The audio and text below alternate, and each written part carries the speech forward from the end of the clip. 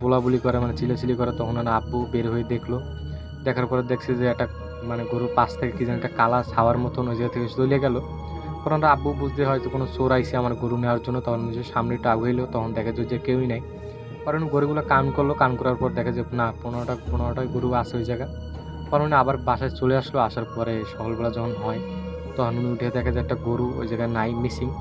পরে যখন মিসিং তখন উনি সারাদিন গরুটা খোঁজাখুঁজি করলো, তখন দেখে যে গরুটা আপনার বাগানের নিচে পইড়ে আছে, মরে পইড়ে রয়েছে, মানে এমন মরা মরছে আপনার মানে পুরো শরীরটা ফুলে উঠছে, ফুলে পোকে ধরছে।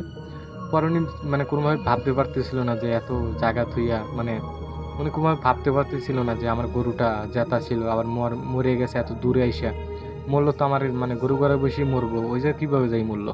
যেহেতু ওনার অনেক শখের গরু ছিল, উনি 15টা গরু নিজের হাতেই বড় করছে, তখন তার গরুটার কবর দিয়ে উনি যেন বাসায় চলে আসলেন। আসার পর উনি মানে ফ্রেশ ট্রেশ হয়ে ভাত খাইলেন। ভাত খাওয়ার পর